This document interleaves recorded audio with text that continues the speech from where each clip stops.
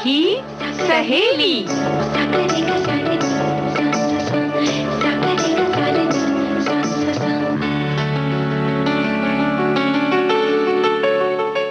सभी सखियों सहेलियों को आकांक्षा सिंह और विधि प्रवीण जैन का नमस्कार। तो विधि, आज पिटारे में क्या क्या है? पिटारा है ना, खोलना है पिटारा, बहुत कुछ है। हाँ, बिल्कुल खोलना है। और ये जो हमारा जो पिटारा होता है ना, ये एक तरह से जादुई पिटारा होता है और इस पिटारे से रोज कुछ न कुछ हमारी सखियों के लिए नया नया निकलता है। तो बताते हैं कि आज सखियों के लिए इस पिटारे में क्या क्या है। आज हम सखियों से बात करेंगे, उन्हें बताएंगे, चर्चा होगी। वो रंगमंच होता है ना, उसके बारे में। बंगाल जो हमारा प्रदेश है, उस प्रदेश में रंगमंच बचाया, किसी ने बचाया, वो एक महिला ही थी और बचाने के लिए उसने सब कुछ दे दिया। वो थी विनोदिनी। और आज हम चर्चा करेंगे उनके बारे में, सखी विशेष में। साथ ही साथ सखियों, हम कहीं घूमने चलेंगे। विधि, जगह का नाम नहीं बताना, ये थोड़ा सा सस्पेंस रखा जाएगा। भाई, ये जादुई पिटारा है ना, तो इसमें से रहस्यमयी चीजें निकलती हैं। तो आज हम कहाँ लेके चलेंगे, ये जब हम चलेंगे हम तभी बताएंगे। ठीक है, चलिए, आप कहते हैं तो तभी बताएंगे। और अब हम अपनी चर्चा को अगर शुरू करें तो हम आज एक विषय पे भी चर्चा करना चाहते हैं। वो विषय बड़ा दिल को छूने वाला है। आप बताइए आकांक्षा, आप अपने जीवन में, आपके पास में अगर 10 रुपए हैं और मैं आपसे कहूं कि वो 10 रुपए आप खर्च कर सकती हैं पूरे, और आपको जरूरत केवल 5 रुपए की है, तो बाकी 5 रुपए का क्या करेंगे आप? अगर उस समय सिर्फ 5 रुपए की जरूरत है तो जाहिर सी बात है सिर्फ 5 खर्च होंगे और जो 5 है वो बचत में जाएंगे। बस बचत में जाएंगे? हाँ, अमूमन तो यही होता है, लेकिन आपके दिमाग में शायद कुछ और चल रहा है। बताइए क्या चल रहा है? बिल्कुल, मेरा ऐसा मानना है कि जब हमारे पास में 10 रुपए हैं और 5 रुपए हम खर्च कर सकते हैं, 5 रुपए हम बचा सकते हैं, तो ऐसा करें ना, 5 में से 3 बचा लें और 2 उस खाते में डाल दें जिस खाते को हम भूल जाएं। मतलब अगर किसी को जरूरत पड़ती है तो 2 रुपए का वो जो खाता है, वो खाता खोलें और उस खाते में से 2 रुपए हम किसी और को दे दें। आपका इशारा इस तरफ है कि अपने साथ साथ हम दूसरों की भी मदद करते चलें। बिल्कुल, मैं यही बात आपसे कहना चाहती हूँ। और इस बात को हमारे धर्म ग्रंथों में भी कहा गया है, परस्परोपद्रवो जीवानाम। परस्परोपद्रवो जीवानाम मतलब जीवों में परस्पर उपकार होते हैं, वो कर सकते हैं। ये कुछ एक चर्चा वहां पर आई थी। तो वही मैंने सोचा कि जब जीव एक दूसरे पर पूरी तरह से निर्भर हैं। अब विधि, ये जो आपने कहा कि परस्परोपद्रवो जीवानाम, यानी एक दूसरे के प्रति सहायक या उनकी सहायता करते हुए हम आगे बढ़ते जाते हैं। ये जो एक चीज है, ये जो एक बात है ना, देखा जाए तो हर प्राणी में होती है।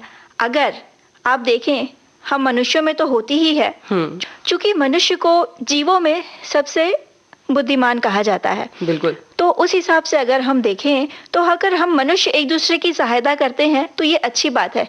लेकिन जो जानवर होते हैं उनमें भी ये भावना होती है, कहीं ना कहीं छुपी होती है। कई सारे उदाहरण हैं। जैसे हम जल को ले लें तो जल हर कोई पीता है और जल भी एक इंद्रिय जीव है और वो अपना जीवन हमें देता है कि आप पानी पी सकते हैं।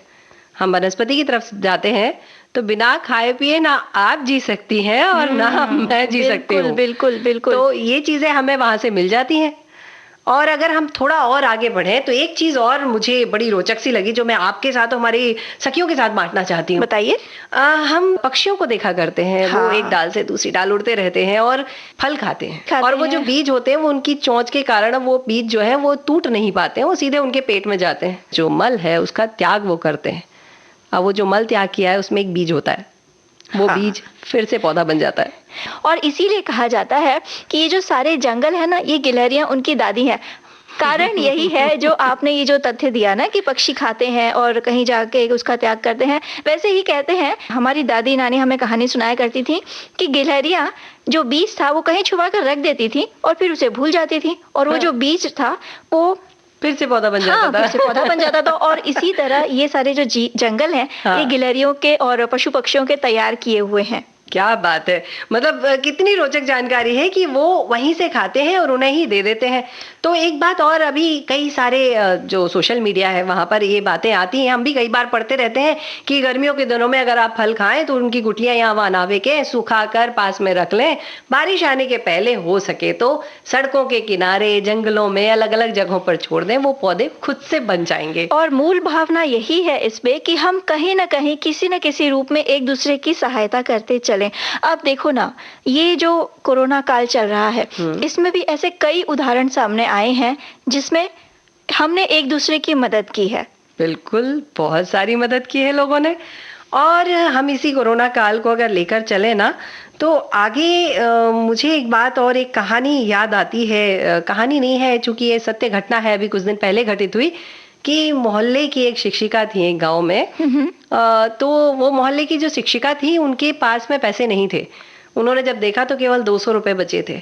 अब वो महिला चूँकि सामान्य महिला है, उसके पास राशन कार्ड नहीं है कि वो जाकर मतलब वो गरीबी रेखा के हुँ, नीचे वाली हुँ। हों तो फ्री में, मुफ्त में राशन लेके आ जाएँ।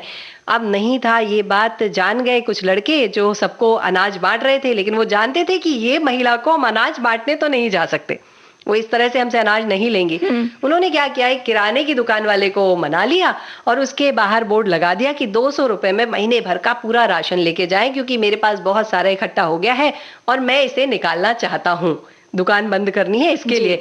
अब ये लालच देके लोगों को बुला लिया, तो वो जो शिक्षिका थी वो भी ₹200 का नोट हाथ में लेकर सकुचाती हुई उस लाइन में खड़ी थी।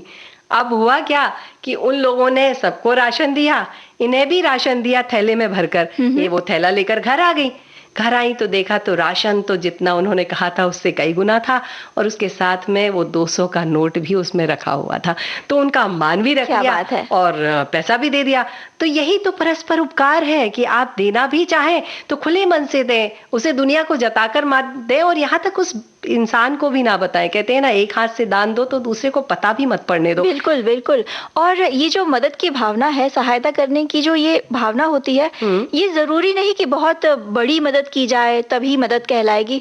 कई छोटी-छोटी चीज़ें होती हैं जो हम एक-दूसरे के लिए करते हैं। ये जो महामारी आई है, इस दौरान कई सारी चीज़ें हुई हैं। हमारी जो जीवन शैली है वो पूरी तरह बदल गई। अगर कोई बीमार है, हुँ। इस बीमारी से ग्रसित है, तो उसे पूरी तरह अपने घर में रहना पड़ रहा है। तो ऐसे में आस-पड़ोस वाले आगे आकर वो जो बीमार व्यक्ति है, उसकी काफ़ी तरह से मदद कर सकते हैं। दवाइयाँ पहुँचाना है, बिल्कुल। खाने का सामान पहुँचाना है। हुँ। हो सकता है घर में वो व्यक्ति अकेला बीमार ना हो, उसका पूरा परिवार बीमार हो, कोई भी बाहर ना निकल पा रहा हो। तो इसी तरह से एक-दूसरे का ख़्याल रखते हुए ही हम आगे बढ़ सकते हैं। बिल्कुल, आप बिल्कुल सही बात कह रही हैं और इस सब के साथ में ना कुछ चीज़ें और चाहिए होती हैं आकांक्षा कि जो हमारे लोग होते हैं ना, हो सकता है कि कोई अच्छा संपन्न परिवार का व्यक्ति हो जो बीमार पड़ गया हो पूरा परिवार, हुँ, हुँ। पैसे हैं, नौकर-चाकर हैं, सब कुछ है, लेकिन कुछ चीज़ें नहीं हैं, जिन्हें कहते हैं मानसिक रूप से सहायता। जी। सकारात्मकता चाहिए वहाँ पर प्यार चाहिए, अपना साथ चाहिए। हुँ। डॉक्टर के अलावा, भोजन के अलावा, दवाइयों के अलावा और भी बहुत सारी चीज़ें हैं जो किसी को चाहिए हैं। बिल्कुल तो सही बात हो है। सकता है कि हम उस तरह से भी परोपकार कर, हम उससे कहीं ज़्यादा उसे दे सकते हैं, उससे सकारात्मक बातें करके, उससे अपनापन देकर, उसे प्यार देकर। सही बात है। व्यक्ति कोई भी हो, अमीर हो, गरीब हो, एक भावनात्मक रूप से जब सहायता की बात आती है, तो एक प्यार भरा शब्द ही उस समय काफ़ी होता है उस व्यक्ति को संबल देने के लिए, उसकी मानसिक स्थिति को मजबूत करने के लिए। उसे लगता है कि हाँ, कोई तो है मेरे साथ। बिल्कुल सही बात बोल रही हैं आकांक्षा आप। खुद गरज दुनिया में ये इंसान की पहचान है, जो पराई आग में जल जाए वो इंसान है।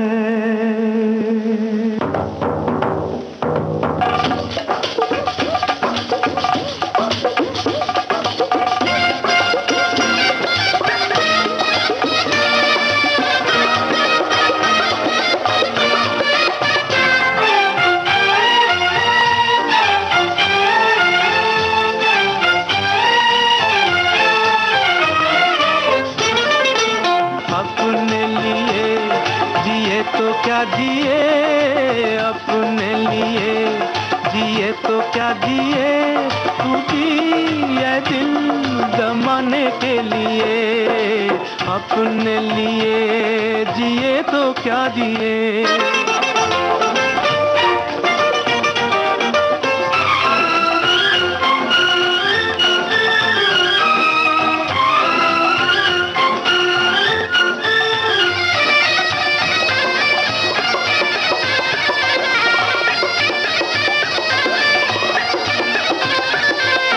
बाजार से जमाने के कुछ भी न हम खरीदेंगे, बाजार से जमाने के कुछ भी न हम खरीदेंगे, हाँ बेच कर खुशी अपनी लोगों के गम खरीदेंगे, बुझते दिए जलाने के लिए, बुझते दिए जलाने के लिए, तू जिए दिल जमाने के लिए, अपने लिए जिए तो क्या जिए।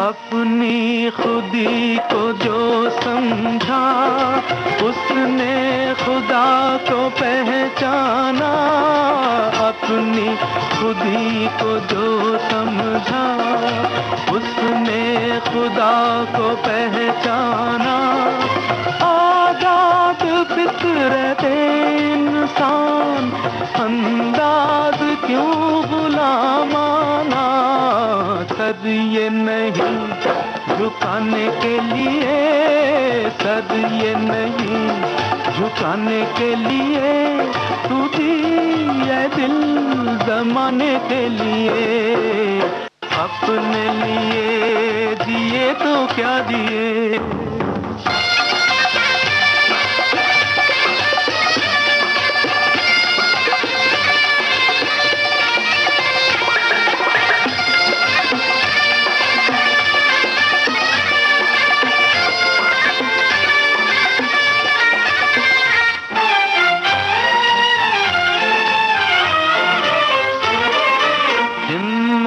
बुलंद है अपनी पत्थर सी जान रखते हैं, हिम्मत बुलंद है अपनी पत्थर सी जान रखते हैं, कदमों तले जमीन तो क्या हम आसमान रखते हैं, गिरते हुओं को उठाने के लिए, गिरते हुओं को उठाने के लिए, तू जिए दिल जमाने के लिए, अपने लिए जिए तो क्या जिए।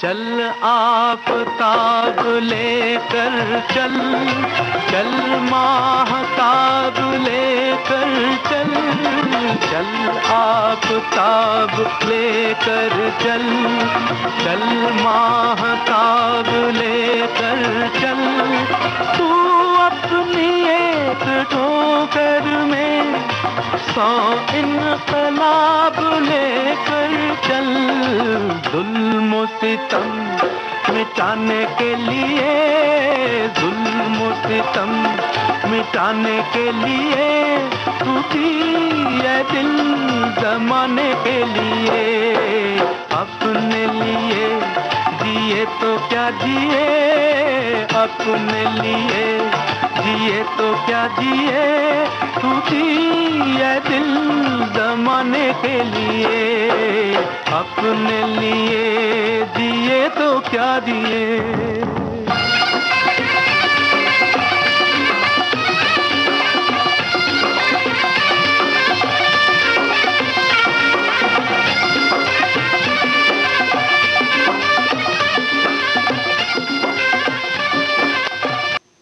इतने खूबसूरत से गीत के बाद अब लगता है कि अपने जीवन में कुछ और कर लिया जाए। और गर्मी का मौसम है और घर पे तो हम वैसे हमें रहना पड़ रहा है और रहना चाहिए, ये बात सच है आकांक्षा। तो हम अपने अपने घरों में हैं, लेकिन अपनी अपनी आंखों को बंद करते हैं और कल्पना शक्ति की उड़ान भरते हुए चलिए हम कर्नाटका के बड़े सुंदर सी जगह पर घूमने के लिए चलते हैं। विधि, मन का क्या है, आंख बंद करो और मन यहाँ से पता नहीं कहाँ दूर दूर तक पहुंच जाता है। तो चलिए मन की आंखों से ही सैर कर लेते हैं, क्योंकि कि बाहर का जो माहौल है फिलहाल तो ये इजाजत नहीं देता कि हम बाहर खुलेआम घूमें। इसका मतलब है कि चुपचाप आंख बंद करिए और हमारे साथ घूमने के लिए चलिए, सभी श्रोतागण और हमारी प्यारी सखियां भी। तो आज हम अपनी सखियों को ले चल रहे हैं कुर्ग की घाटियों में। आहा, कितनी सुंदर घाटियां हैं, कलकल करती नदियां हैं, आसमान से बरसता हुआ वो अमृत बारिश, कितने सारे अलंकार हैं इस कर्नाटक के हिल विधि स्टेशन में। पहुंच गई, विधि तो कुर्ग पहुंच गई सी लगती है। बिल्कुल, आप क्यों नहीं पहुंचूंगी, ये दक्षिण भारत का कश्मीर है, इसे लोग स्कॉटलैंड कहते हैं आकांक्षा। कुदरत का करिश्मा है ये जगह। मैं बताऊं, इतना खूबसूरत जगह है, इस खूबसूरत सी जगह में घूमने के लिए क्या कहूँ, बस ऐसा लगता है कि बस यहीं बस जाए, आकर सारा सामान ले आए और रह जाए यहीं पर। वो तो करना मुमकिन नहीं है विधि, लेकिन हम फिलहाल सखियों को यहाँ पे घूमने लायक क्या क्या है वो बता सकते हैं। बिल्कुल। हाँ, तो यहाँ पे है नामद्रोलिंग मठ, बयालकुप्पे। बयालकुप्पे को दक्षिण भारत का तिब्बत भी कहा जाता है। उत्तर भारत में धर्मशाला और दक्षिण भारत में बयालकुप्पे में तिब्बतियों की मुख्य बस्तियां हैं और देश के अलग अलग हिस्से से बौद्ध अनुयायी यहाँ धार्मिक शिक्षा ग्रहण करने के लिए आते हैं। यहाँ का शांतिमय और आध्यात्मिक वातावरण, इससे हमारी यात्रा की शुरुआत जब होती है तो ये एक तरह से हमारी यात्रा के लिए संजीवनी का काम करती है। बिल्कुल। और अब हम थोड़ा सा आगे बढ़ते हैं और निसारगा धाम पर पहुंच जाते हैं। सुंदर सा द्वीप है, कुशाल नगर शहर से 2 किलोमीटर दूर पर है, 64 एकड़ क्षेत्र में फैला है और 1989 से ये पर्यटक स्थल के रूप में स्थापित है। बांस के पेड़ों के झुरमुट, घने घने बांस के पेड़ हैं, चंदन के रसीले पत्थर, बड़ी सुंदर सी खुशबू हमें आती है। अतिशयोक्ति मतलब मैं कह रही हूँ, ऐसा लोगों को लग रहा होगा, लेकिन सचमुच अगर आप प्रकृति प्रेमी हैं तो ये आपके लिए स्वर्ग है। पहुंच जाइए यहाँ पर अगर प्रकृति की गोद में सुख और शांति पाना चाहते हैं तो।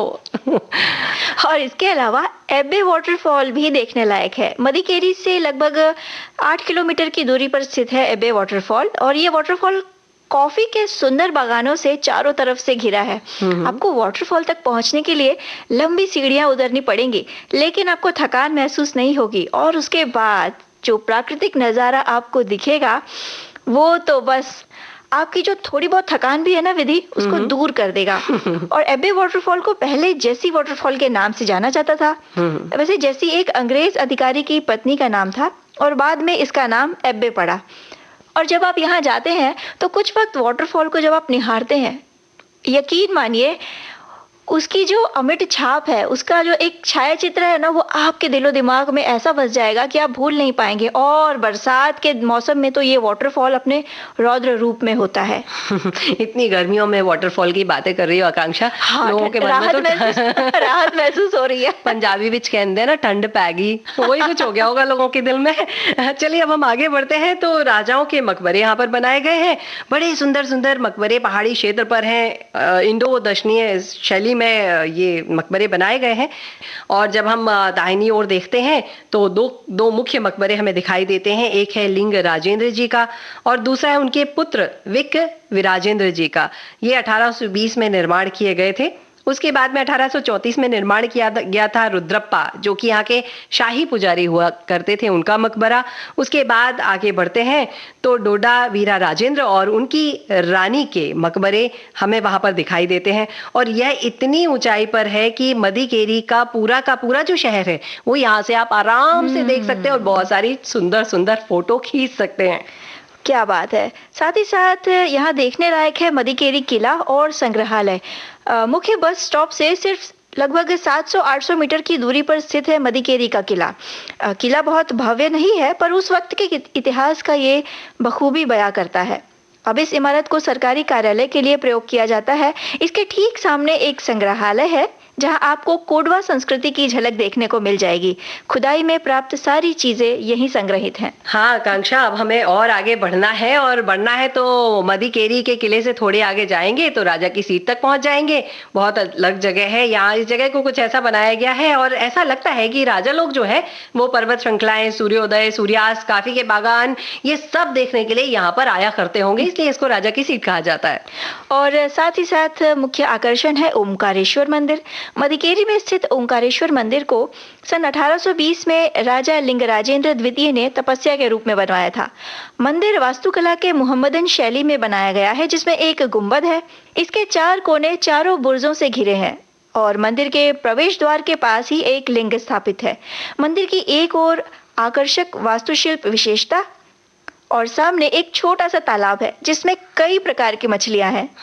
अच्छा चलिए, अब हम चलते हैं मूड़ बद्री की ओर। और मूड़ बद्री जो कि थोड़ी ही दूरी पर है यहाँ से, वहां पर 18 मुख्य जैन मंदिर हैं। जैन मंदिरों को वहां पर बसदी कहा जाता है, मतलब जैन बसदियां हैं। तो 18 बसदियां हैं और जिसमें 10 मंदिर तो एक ही मुख्य मार्ग पर ही स्थित हैं। मतलब आप निकलते हैं तो 10 मंदिरों के दर्शन आपको लगातार होते जाते हैं। और साहित्यों में जैसा उल्लेख किया गया है कि यहाँ पर मूड़ बद्री में 18 मंदिर, 18 तालाब और गांवों को आपस में जोड़ती हुई 18 जो सड़कें थी वो हुआ करती थी। अब तालाब तो वहां पर देखने में अमूमन कम ही मिलते हैं, क्योंकि हम मनुष्यों ने अपनी व्यवस्था के लिए उन तालाबों को भी शायद कहीं ढाक दिया है, परंतु सड़कें, मंदिर हमें वहां पर दिखते हैं। अब इसमें मूड़ बद्री में आकर्षक ये है कि जब हम वहां जाते हैं तो 1000 स्तंभों वाला एक जैन मंदिर हमें वहां पर दिखाई देता है। इतना खूबसूरत मंदिर है। जब आप वहां पर बाहर खड़े होते हैं तो पत्थर हैं और उन पत्थरों को तराशा गया है। इतनी ऊंचाई पर चढ़कर आकांक्षा उस समय कौन कैसे तराशता होगा ये तो ईश्वर ही जाने, पर वो बड़ा सुंदर पाषाणी द्वार स्तंभ है, धात्विक मानस्तंभ है, मतलब धातु से बना हुआ मानस्तंभ वहां पर है। और इसके अलावा आप मंडल पट्टी की जीप सफारी भी कर सकते हैं। मदिकेरी से 25 किलोमीटर दूर स्थित है मंडल पट्टी, जहां पहुंचने के लिए आपको पुष्पगिरी के घने जंगलों से गुजरना होगा। और बारिश के मौसम में ताजा नहाए घास और हवा के झोंकों के साथ झूमते जंगली फूलों से इसकी जो सुंदरता है विधि, वो दुगनी सी हो जाती है। कितना अच्छा लगता होगा ना। और वहां पर वो हाथी नहाते खेलते, हाथी भी आप देख सकते हो, उन्हें नहला भी सकते हैं।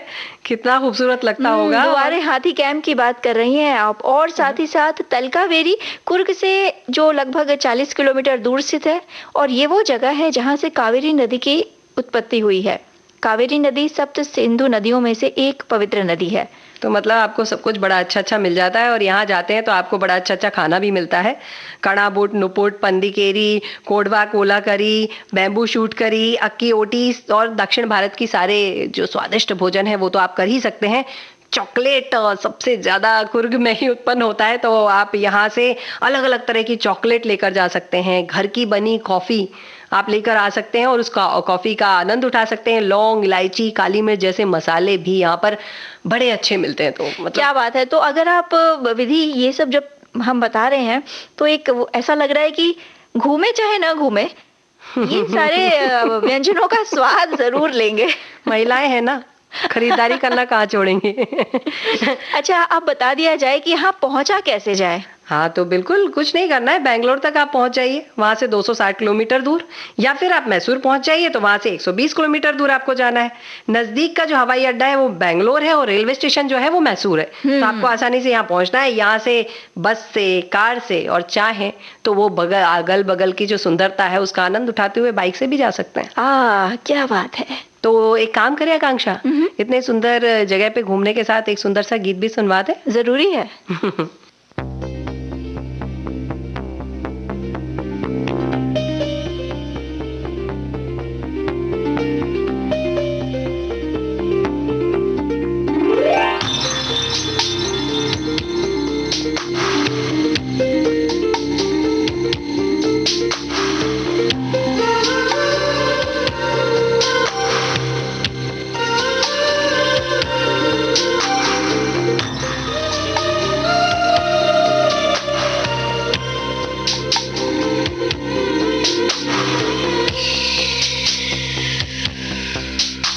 ये हंसी वादियाँ ये खुला आसमां, आ गए हम कहाँ है मेरे साजना।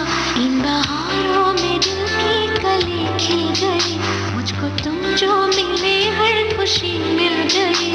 तेरे होठों पे है हुस्न की बिजलियाँ, तेरे गालों पे है जुल्फ की बदलियाँ, तेरे दामन की खुशबू से महके चमन, संग मरमर के जैसा ये तेरा बदन। मेरी जाने जा, मैं तेरी चांदनी, छेड़ दो तुम आज कोई प्यार की रागिनी।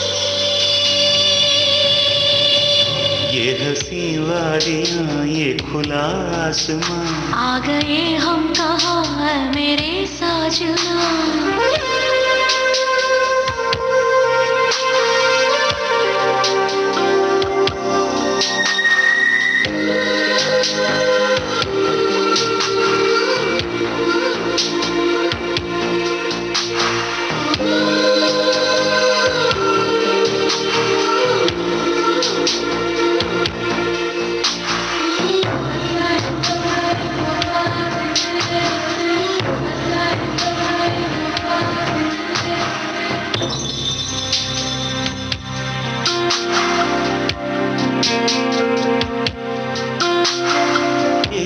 बंधन है प्यार का, देखो टूटे न सजनी।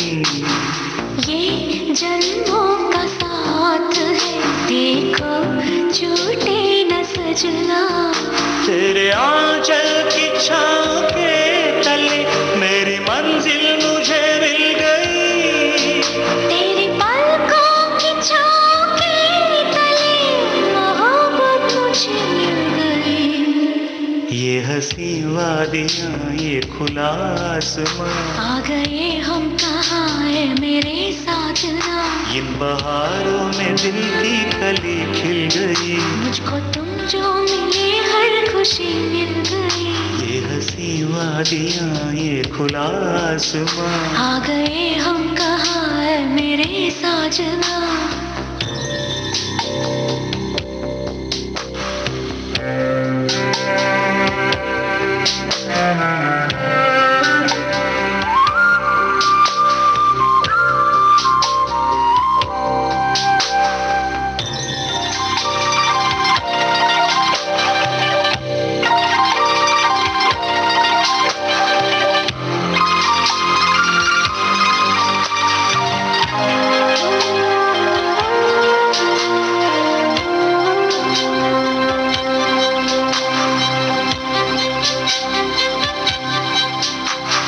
जी करता है साजना, दिल में तुमको बिठा लो।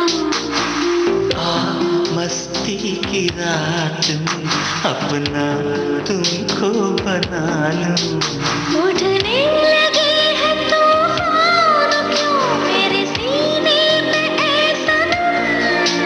तुम्हें चाहूंगा दिलो जान से, मेरी जाने जा तेरी कसम।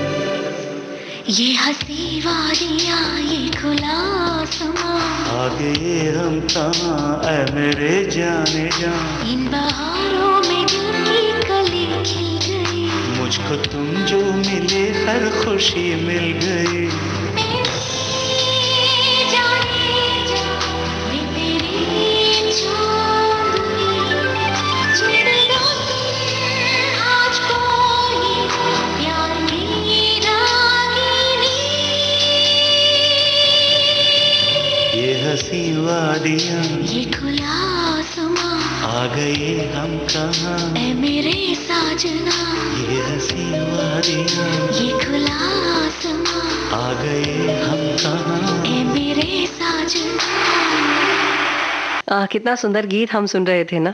और जब गीत सुंदर सुंदर सुनते हैं तो उन गीतों की जो कलाकृति है, जो उन गीतों के साथ घटना घट रही है, वो हमारी आंखों के सामने तैरने लग जाती है हमारी कल्पनाओं के हिसाब से। हाँ है ना।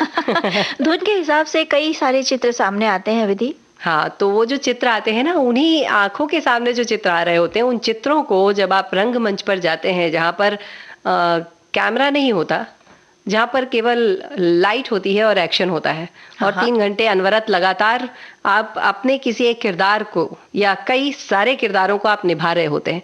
बड़ा खूबसूरत सा मंच होता है, बड़े सुंदर से दर्शक होते हैं और आप उस चीज को निभा रहे होते हैं। तो सखी विशेष में आज हम बात करने वाले हैं बंगाल की प्रसिद्ध नाट्य अभिनेत्री विनोदिनी की। ये नाम वो है जिसने बंगाल के रंगमंच को, जिसने बंगाल के थिएटर को बचाने के लिए अपना सब कुछ समर्पित कर दिया।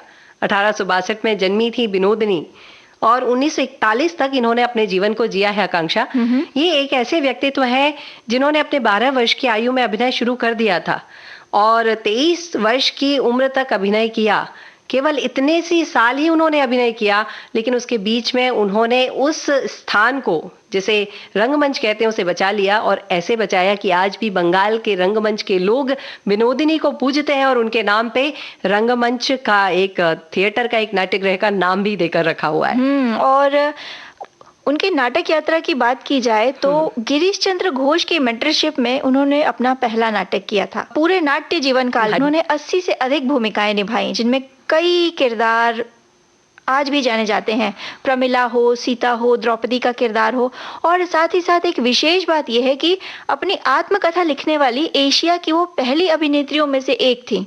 आकांक्षा, एक बात और बताऊं, रामकृष्ण परमहंस जी को हम सभी जानते हैं और माना जाता है कि उन जैसे संत बिरले होते हैं, और वह संत अगर किसी अभिनेत्री का नाटक देखने के लिए चले जाए तो उस अभिनेत्री को क्या अनुभूति होगी ये वही समझ सकती है। अमोर कथा जो इन्होंने अपनी जीवनी लिखी है उसमें उन्होंने इस बात का जिक्र किया है और वह कहती हैं कि मैं अपने जीवन में रामकृष्ण परमहंस से सब कुछ प्राप्त कर पाई हूँ, और जब रामकृष्ण परमहंस उनके समक्ष आते हैं तो वह उनके चरणों में गिर जाती हैं और कहती हैं कि मैं, चूंकि उस समय अभिनेत्रियों को, रंगमंच की जो अभिनेत्रियां हैं या जो महिलाएं बाहर निकलती हैं, उन्हें कुछ अच्छी महिलाएं नहीं समझा जाता था, तो वो हाथ जोड़कर यही कहती है रामकृष्ण परमहंस से कि मैं शुद्ध नहीं हूँ, और परमहंस जी उन्हें आशीर्वाद देते हुए, प्यार से निहारते हुए बस यही कहते हैं कि तुमसे पवित्रतम कुछ और है ही नहीं विनोद। तो ये घटनाएं उनके साथ घटित होती हैं और आगे भी बहुत अच्छी रोचक कहानियां हैं। अगर आप कहें तो एक और कहानी मैं आपको बता दूं। हाँ बिल्कुल सुनाइए। देखिए क्या हुआ था कि जो बंगाल थिएटर है वो उस समय बिक रहा था, क्योंकि उस जगह पे लोग आते नहीं थे, ज्यादा देखते नहीं थे, पैसा था नहीं, तो वो बिक रहा था। और एक व्यक्तित्व गुरुमुख रॉय आते हैं और वो कहते हैं कि अगर विनोदिनी मेरी हो जाए तो मैं ये थिएटर खरीद लूंगा और आप लोगों को दे दूंगा। और एक थिएटर करने वाली छोटी सी बालिका क्या कर सकती है, उसने अपने आप को भी समर्पित कर दिया, अपना जीवन भी दे दिया। उनका, हालांकि वो किसी और से ब्याह करना चाहती थी, पर उन्होंने छोड़ दिया और गुरुमुख राय के साथ में उन्होंने अपना जीवन बिताया।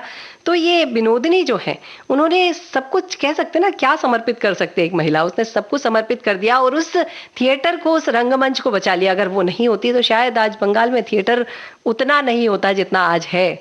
और उसके बाद फिर विनोदिनी का विवाह हो जाता है, फिर वो नाटक करने के लिए बहुत आगे नहीं आ पाती हैं।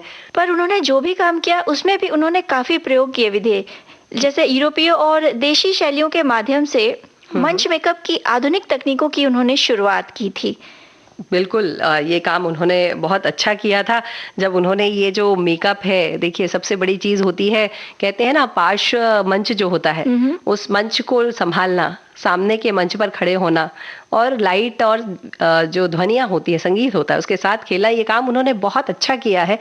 इनके जीवन में शुरू से ही परेशानियां थी, जैसे कि गरीब माँ की बेटी थी, फिर आगे बढ़ी तो जिससे प्रेम हुआ, किसी कारणवश वो नहीं मिल पाया, किसी और का होके इनको रहना पड़ा, वो भी इनके साथ जीवन नहीं बिता पाया, इन्हें ब्याह करके किसी और के साथ जाना पड़ा, यहाँ तक नाटक छोड़ना पड़ा, यहाँ तक उनकी परेशानियां खत्म नहीं हुई। जैसे वो इतना प्रेम करती थी, ये चीजें यहाँ तक खत्म नहीं हुई। उनकी एक बेटी हुई 12 वर्ष की, और 12 वर्ष की होने के बाद वो बच्ची उन्हें छोड़कर चली गई। कहते हैं ना, जीवन में परेशानियां आती हैं और आती जाती हैं, पर एक ऐसी महिला जो इतनी सुदृढ़ है, जिसने अपनी परेशानियों को कभी भी आड़े नहीं आने दिया, वो आगे बढ़ती गई लगातार। वे परमहंस जी से काफी प्रभावित थी और अंत समय में उनका आशीर्वाद लेने भी गई थी। वो यूँ देखा जाए तो विनोदिनी पर जो पहला नाटक था वो पहली बार सन 1995 में national school of drama repertory company द्वारा किया गया, जिसमें विनोदिनी का किरदार निभाया था अभिनेत्री सीमा बिस्वास ने। इन पर एक फिल्म भी बनी है, आपको पता है? एक बंगाली फिल्म बनी थी जिसमें प्रसूनजीत चटर्जी और देवश्री राय ने अभिनय किया था। और इसके बाद में चितरंजन घोष ने विनोदिनी की जो अमर कथा है इस किताब को लेकर नाटक की रचना की थी और उस नाटक का हिंदी अनुवाद भी किया गया राम गोपाल बजाज के द्वारा।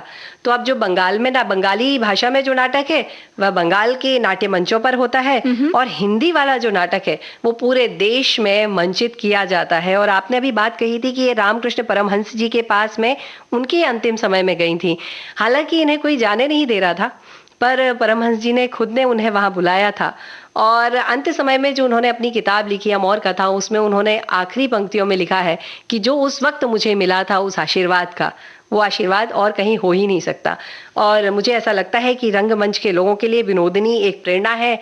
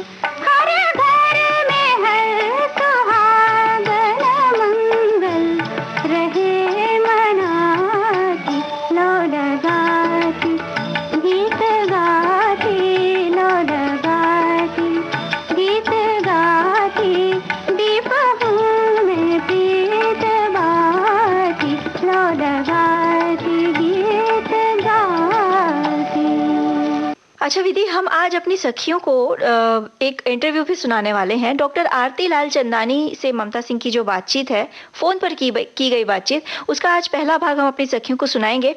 और इस बातचीत का जो विषय है वो काफी गंभीर है। जो बीमारी है हृदय रोग और उससे संबंधित जो परेशानियां हैं, उस विषय में डॉक्टर हमें कुछ बताने वाली हैं। आजकल हर दूसरा व्यक्ति हृदय रोग से पीड़ित है। ग्रसित है जी। तो आइए सुनते हैं ये क्या कह रही हैं। बिल्कुल।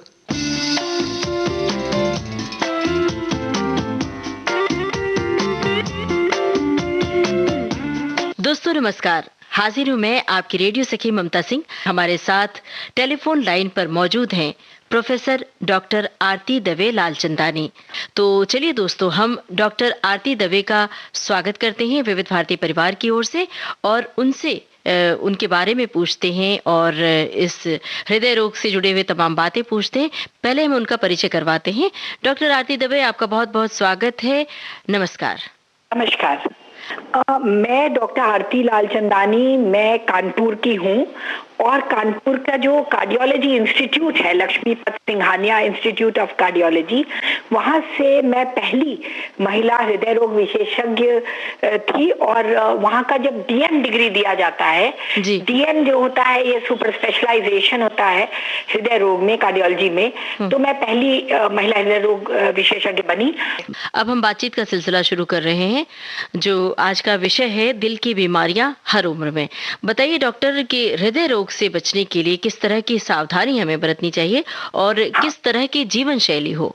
हम जीवन शैली को अच्छा बनाकर और एक अच्छी दिनचर्या रख के कई हृदय रोगों से बचाव कर सकते हैं।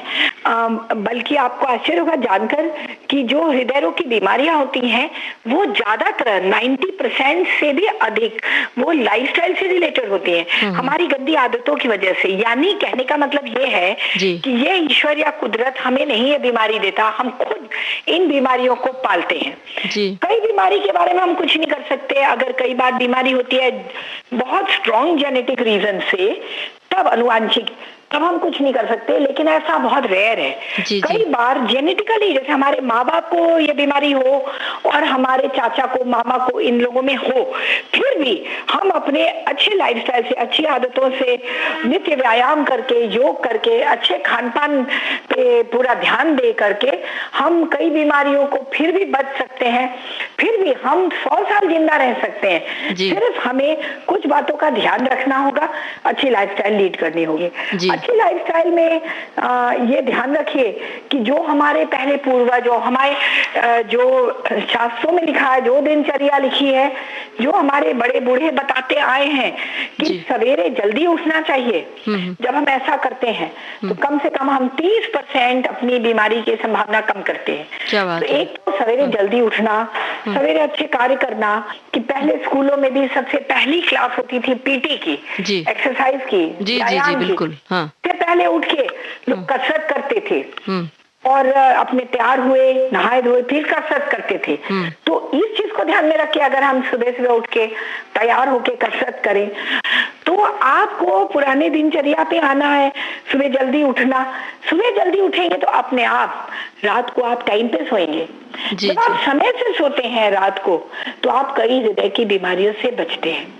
क्योंकि ध्यान रहे, हृदय की बीमारियां एक सर्केडियन रिदम, डायनल रिदम फॉलो करती हैं। मतलब सबसे ज्यादा हार्ट अटैक होते हैं सवेरे 4 बजे से लेकर 10 बजे तक। तो अगर आप टाइम से नहीं सोते, नींद नहीं पूरी है, आपको उठते ही एंजाइना, ब्लड सप्लाई की कमी से एंजाइना हो सकता है और सुबह सुबह हार्ट अटैक हो सकता है। क्योंकि आप सवेरे भी थके हुए हैं। अगर आप जल्दी रात को नहीं सोते, अच्छे से लाइफस्टाइल नहीं लीड करते, तो आपको सवेरे उठ के हार्ट अटैक की संभावना है। बहुत देर से जब आप उठते हैं, पूरी आपकी रात लंबी हो गई मान लीजिए, तो आप जो सवेरे अच्छे हार्मोन्स बनते हैं हमारे, हम लोगों के कुदरती सुबह कुछ प्रोटेक्टिव हार्मोन्स, अच्छे हार्मोन, ग्रोथ हार्मोन, बिल्डिंग के लिए हार्मोन, स्टेरॉइड सिक्रीशन वगैरह मैक्सिमम रहता है सुबह।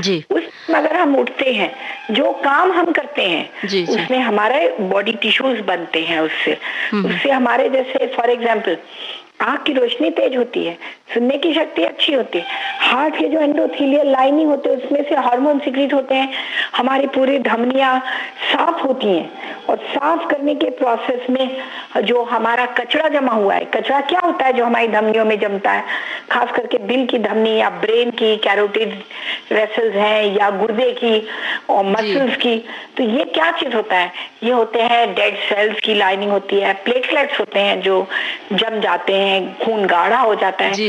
फैट होता है, इकट्ठा होता है, लिपिड्स, कोलेस्ट्रॉल, ये सब इकट्ठा होते हैं जी।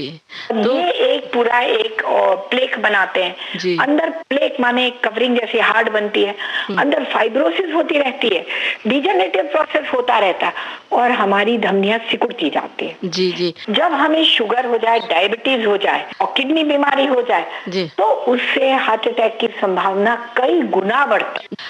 और अब डॉक्टर आरती, हम जानना चाहते हैं, आपने जिक्र किया था कि हार्ट अटैक से बचा जा सकता है, सुबह उठने पर बहुत देर तक सोने से इसका भी खतरा होता है, तो हमें बताइए कि कैसे पता चले कि हार्ट अटैक होने वाला है, क्या लक्षण होते हैं और ऐसे वक्त पर परिवार के लोगों की क्या भूमिका होती है, तुरंत किस तरह का उपचार करना चाहिए? हाँ, हार्ट अटैक के सबसे बड़ा लक्षण है सीने में दर्द। और ये जो सीने में दर्द होता है इसी को बोलते हैं एंजाइना। जब ये हृदय की धमनियों में सिकुड़न आती है तब ये जो दर्द होता है जिसके कारण के ऑक्सीजन की सप्लाई हार्ट को कम हो जाती है, उसको एंजाइना बोलते हैं। और ये दर्द बहुत आसानी से पहचाना जा सकता है क्योंकि ये दर्द सीने के बीचों बीच होता है। पर ये इतने बड़े एरिया में होता है कि कोई इसको उंगली से नहीं बता सकता, ज्यादा से ज्यादा एक मुट्ठी से बता सकता है अपने ऊपर रख के सीने पे कि यहाँ पर दर्द है। और ये फैलता है सीने के बीचों बीच से, ये फैलता है या दोनों तरफ या बाएं की तरफ। फिर ये हाथ की तरफ जाता है और हाथ के ज्यादातर अंदर की तरफ और या बाहर की तरफ पूरे बाएं हाथ में फैल सकता है। भयंकर पीड़ा होती है। उंगलियों तक से नहीं जाता, रुक जाता है। और ये कभी कभी ये गले की तरफ जाके और घुटन सा भी महसूस होता है जी। ये एक बैंड लाइक कसाव सा, जैसे कोई दबा रहा हो, प्रेशर, कसाव, कंस्ट्रिक्शन, बैंड, इस तरह का दर्द होता है। और ये इतना तेज हो जाता है कि यह ऐसा लगता है कि जान चली जाएगी। और ये जो एंजाइना होता है ये तो रिवर्सिबल होता है, थोड़ी देर हुआ फिर ये ब्लड सप्लाई रिस्टोर हो जाती है, ऑक्सीजन आने लग जाता है, हार्ट में रुक जाता है। लेकिन अगर हार्ट अटैक हो गया तो पूरे आधे घंटे तक ये दर्द चल सकता है और आधे घंटे बाद निश्चित रूप से खत्म होता है क्योंकि हार्ट अटैक में दिल का एक हिस्सा जहां पर ब्लड सप्लाई की रुकावट थी वो हिस्सा डेड हो जाता है, खत्म हो जाता है। अच्छा। तब ये दर्द खत्म हो जाता है। नहीं तो ये 20 मिनट आधे घंटे तक इतना तेज दर्द होता है हार्ट अटैक का कि उसको लगता है अब मैं बचूंगा नहीं। और इतनी घबराहट, उलझन भी होती है और वो लौटने भी लग जाता है और कस के अपने सीने को पकड़ता है जैसे उसको पकड़ने से आराम मिलेगा।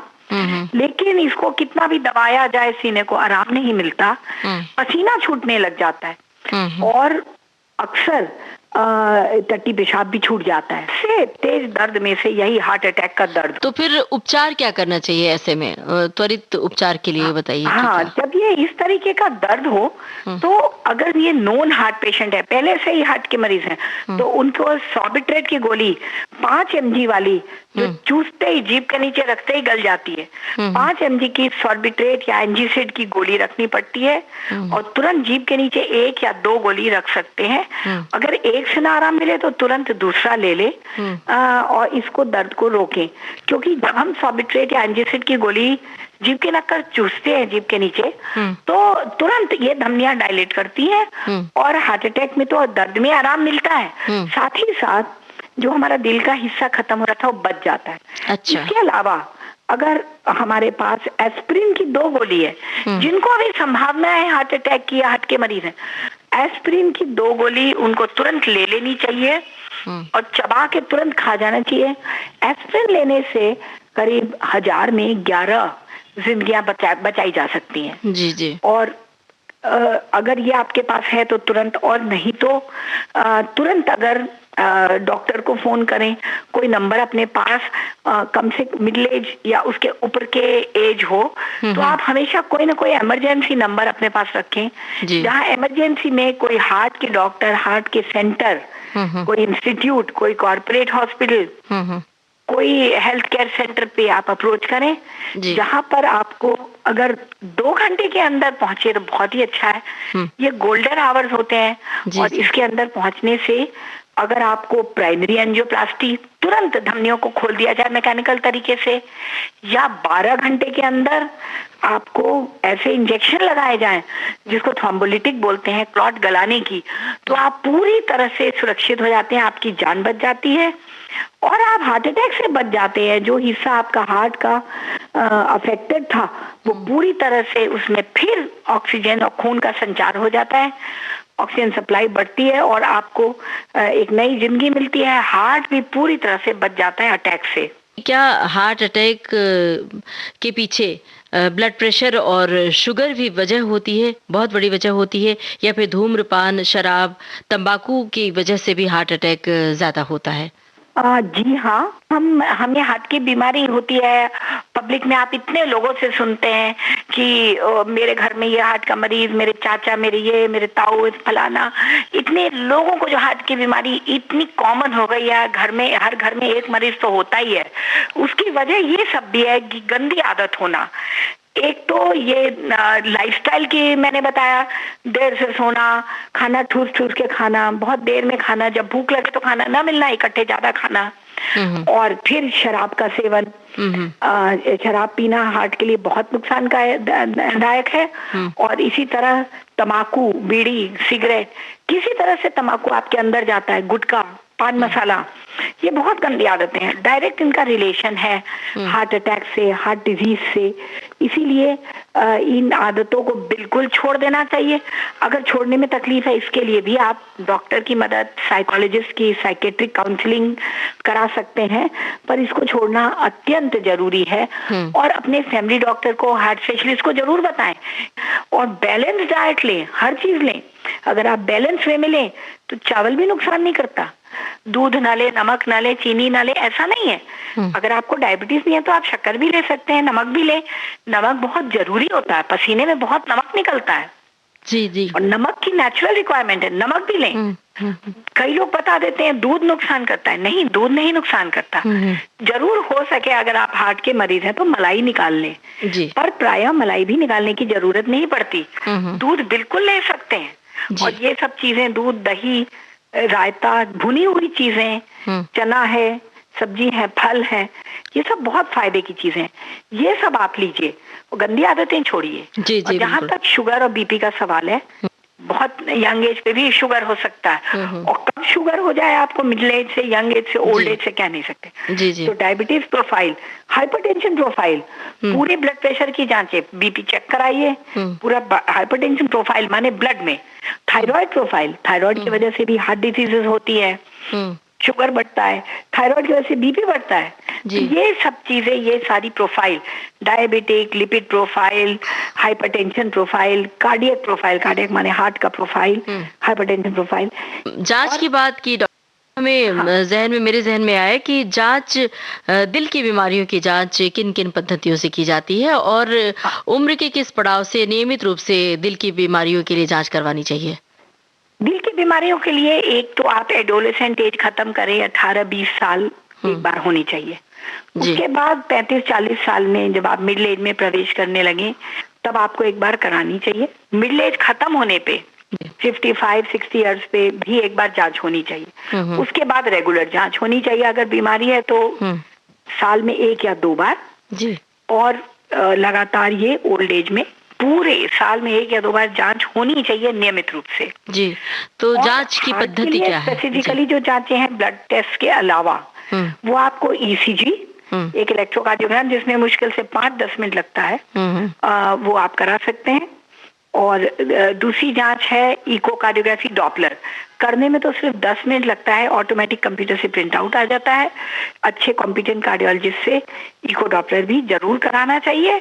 और इको डॉपलर के लिए अगर कोई बीमारी नहीं है तो आप 5 साल 10 साल में एक बार करा ले तो काफी है। बीमारी होने पे हर साल एक बार इको डॉपलर होना चाहिए। अच्छा, बच्चों को भी दिल की बीमारी होती है क्या, और किस कारण से होती है? बच्चों की दिल की बीमारियों के क्या लक्षण होते हैं? बिल्कुल, बच्चों में भी दिल की बीमारी होती है, लेकिन वो कोरोनरी आर्टरी डिजीज नहीं होती, वो हार्ट अटैक, एंजाइना नहीं होता।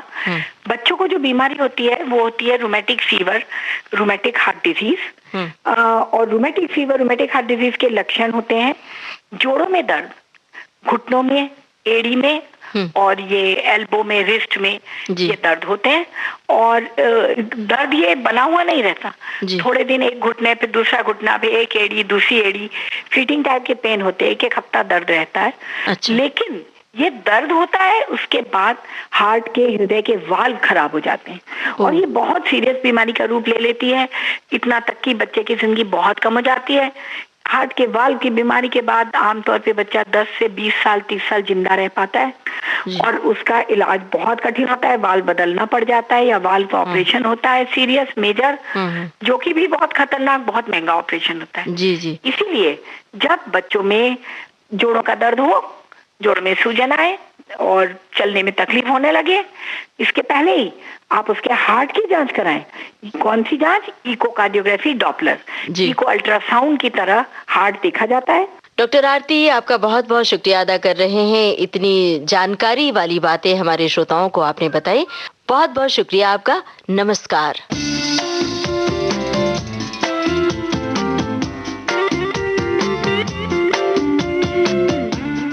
आकांक्षा, हम सुन रहे थे अभी डॉक्टर आरती लालचंदानी जी से बातचीत और मुझे लगता है इस बातचीत में हमारी सखियों को, हमारे श्रोताओं को बहुत अच्छी अच्छी जानकारी मिली है जो उनके जीवन में उन्हें काम आएगी और उन्हें हृदयाघात जैसी समस्या से बचाने में सहयोग करेगी। और बता दें कि ये इस बातचीत का था पहला भाग। दूसरा भाग हम जल्द ही अपनी सखियों को सुनवाएंगे। और आज का दिन बड़ा अच्छा था, हमने बहुत अच्छी अच्छी बातें करी, हमने कुर्ग घूमने के लिए गए, हमने लोगों के ये सहयोग हम कैसे कर सकते हैं इस बारे में चर्चा की। और मुझे लगता है विधि, हम जो कुर्ग घूमने गए थे ना, तो मैं तो वहीं रह गई, आई ही नहीं वापस। काश कि हम सब वहीं रह सकते होते। फिलहाल घड़ी जो है वो टिक टिक करती हुई आगे बढ़ रही है और हमें कह रही है, भाई अब अपना सामान समेटिए और यहाँ से चलिए। तो सभी सखियों से विदा लेते हैं। सभी को आकांक्षा सिंह और विधि प्रवीण जैन का नमस्कार।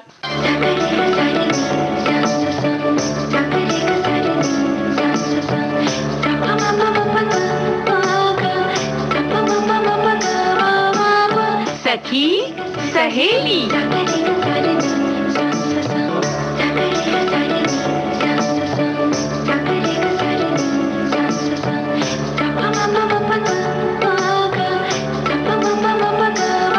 सखी सहेली।